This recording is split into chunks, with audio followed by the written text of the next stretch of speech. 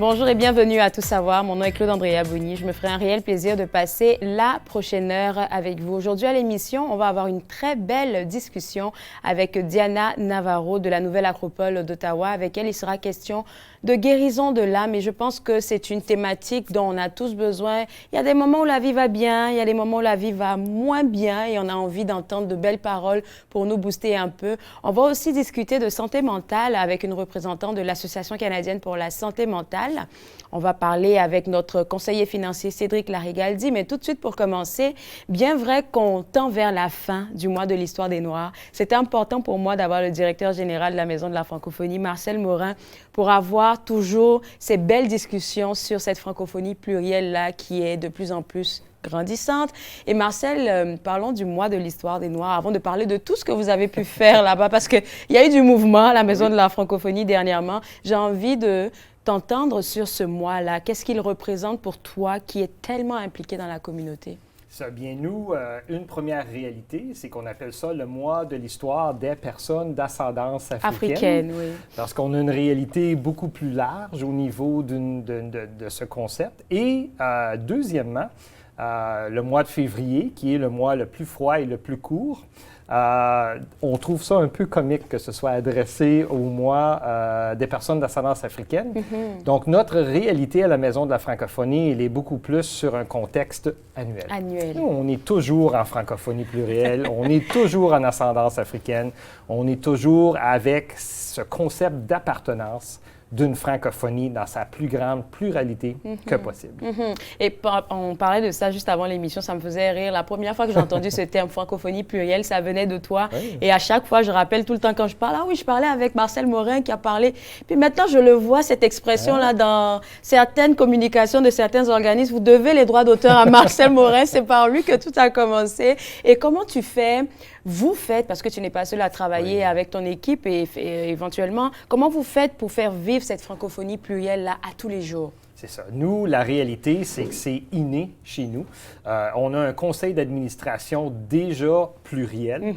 On a un conseil d'administration très allumé à des contextes de respect, de compassion, de travail pour l'autre. Et tout ce concept d'accueil-là vient développer un petit peu plus une compréhension d'appartenance. D'appartenance à une francophonie qui est beaucoup plus grande qu'une définition d'un dictionnaire. Ouais. C'est une francophonie dans sa plus grande forme possible, à tous les niveaux. On parle même de francophones, de francophiles, de franco-curieux, curieuses, de franco-amoureux, amoureuses. Et ils ont toutes leurs petites définitions sur comment on est capable d'aller chercher des gens pour célébrer ensemble le fait français. Ce serait important aussi de rappeler le pourquoi de l'existence de la Maison de la francophonie, afin de mettre sur la table toutes ces activités-là plurielles qui se passent là-bas. C'est quoi votre mission à la base? Bien, c'est ça. Nous, justement, on est un lieu de rassemblement pour cette francophonie plurielle. On a nos collègues du MIFO qui sont plus dans le coin d'Orléans. On a nos collègues du Centre communautaire de Vanier, le Musée au Parc, qui gèrent beaucoup plus la composante centrale. Mais on n'avait rien dans l'Ouest. Et dans l'Ouest, on s'entend, c'est déjà une francophonie déjà plurielle.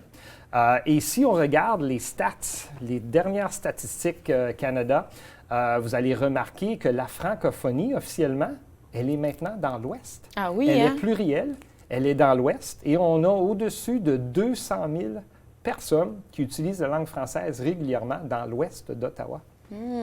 Ça a l'air de rien, donc ça veut dire que vous êtes là pour permettre aux personnes francophones qui sont dans l'Ouest de pouvoir s'épanouir et de découvrir aussi cette francophonie plurielle, là, parce que comme tu l'as dit, on commence à être vraiment... il y a un mix, il y a un gros mix là qui se passe. Alors, pour préparer un mois comme le mois de février, forcément, on se dit, il faut que toute cette francophonie-là soit représentée. Alors, comment on organise, un plan pour toutes ces activités-là? C'est ça. Nous, on ne travaille jamais seul. On a beaucoup de partenaires. La Maison de la francophonie d'Ottawa est un centre multiservice, multipartenaire. Okay. Donc, multiservice, c'est qu'on gère de la petite enfance jusqu'aux services pour les aînés, les services pour les personnes nouvellement arrivées, le contexte éducation culturelle, artistique, athlétique, et j'en passe. Et multipartenaire, on a plus de 53 partenaires qui offrent des services à la maison. Et donc, un mois, comme le mois de l'histoire des personnes d'ascendance africaine, on a a plusieurs partenaires comme l'ACFA, l'Association communautaire pour les héritages africains, qui font de grandes activités. On a d'autres partenaires communautaires ici qui se lancent dans ces genres de choses-là et on veut s'assurer de ne pas tout faire en même temps. Je disais, le mois, il est court. Puis comment est-ce qu'on s'assure que tout le monde... Donc nous, durant le mois, on essaie d'appuyer nos collègues. On va garder vos stratégies pour après la pause. Peut-être qu'on ne va pas tout donner aussi. Oui. Et puis, on revient juste après. Vous regardez Tout savoir.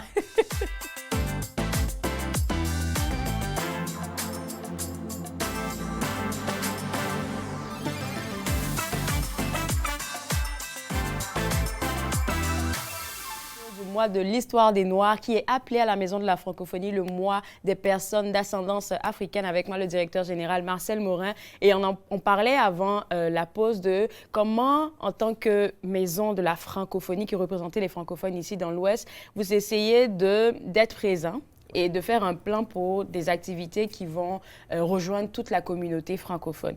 Et puis, on s'est dit quelque chose dont on discutait pendant la pause, sur laquelle j'ai envie de revenir, c'est qu'il y a tellement d'activités dans le mois de février que souvent, tu te demandes, je me subdivise en combien de parties pour participer à ces événements-là? Oui, justement, nous, on a un conseil d'administration formidable à ce niveau-là qui se répartissent la tâche un peu pour essayer d'être partout. Oui. Mais la réalité revient au fait que pour le mois de février, au lieu de créer des activités additionnelles, on a des spectacles, les spectacles demeurent, mais nos activités, on tente d'appuyer beaucoup plus le contexte communautaire pour commencer. Et nous, on se dit, c'est à l'année longue qu'on devrait faire ces genres d'activités-là.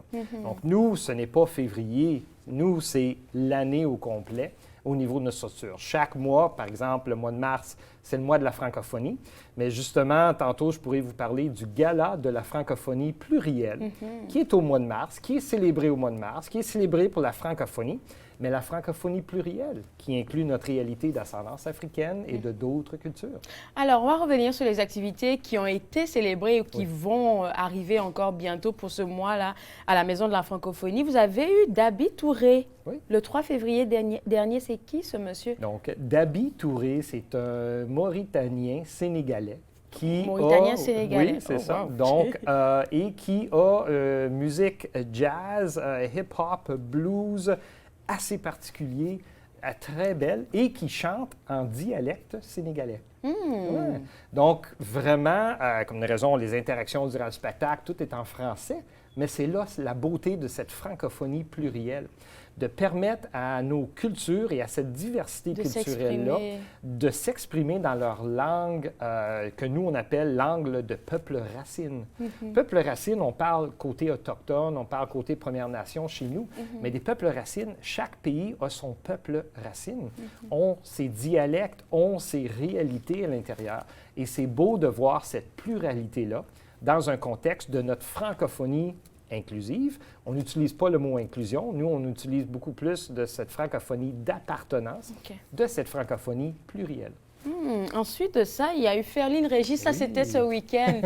J'étais censée y être, mais malheureusement, il y a eu d'autres plans là qui ont capoté de mon côté, fait que j'étais prise. Mais j'ai vu les photos, j'ai vu quelques vidéos. C'était un spectacle incroyable. Mathieu Fortin, je t'ai vu aussi dans les vidéos en train de danser. Apparemment, c'était vraiment la place à être ce week-end. Mais c'est ça. Nous, beaucoup de nos activités sont des activités dites familiales. Il y avait des petits-enfants, il y avait même des bébés, il y avait tout genre de scénario. On a débuté le tout avec un souper traditionnel haïtien pour vraiment entrer dans la compréhension de la culture. On a mis de la musique créole en arrière-plan, encore dans un contexte très francophone, mais c'est une réalité d'une francophonie plurielle. Et comme de raison, Ferline, elle est exceptionnelle, fait un spectacle superbe. Les gens dansaient, les gens dansaient. Tu ne peux pas ne pas danser avec Ferline. Les gens sautaient, donc c'était une belle, très, très, très belle soirée. Merci aussi de donner cette place-là et cette visibilité-là à ces artistes de s'exprimer. C'est sûr qu'ils font des tournées, mais je pense que ce lien avec la communauté, là, ils en ont toujours besoin parce que c'est la communauté qui nous fait en tant qu'artistes. Donc, merci de leur donner cette place-là. Et dernière affaire, tu l'as mentionné tout à l'heure, il y aura le gala de la francophonie. pluriel, de la francophonie plurielle, et ça va être le 15 mars prochain. C'est ça. Donc, le 15 mars, on tombe dans le mois de la francophonie. Oui. Et cette année, le sous-comité, on est quand même 12 regroupements communautaires qui gèrent le comité au niveau du gala de la francophonie plurielle. On a opté cette année d'ajouter, parce que c'est la réalité maintenant, que notre francophonie, elle est plurielle. Elle n'est pas plurielle juste au mois de février. Elle est plurielle tout au long de l'année. Toute l'année. C'est ça. Et donc, nous, par exemple, la Maison de la francophonie travaille 16 activités de façon annuelle. Eh bien, notre gala de la francophonie plurielle entre bien en jeu à ce niveau-là. C'est ouvert à tout le monde. C'est une belle soirée de célébration. Kimia fera un petit numéro.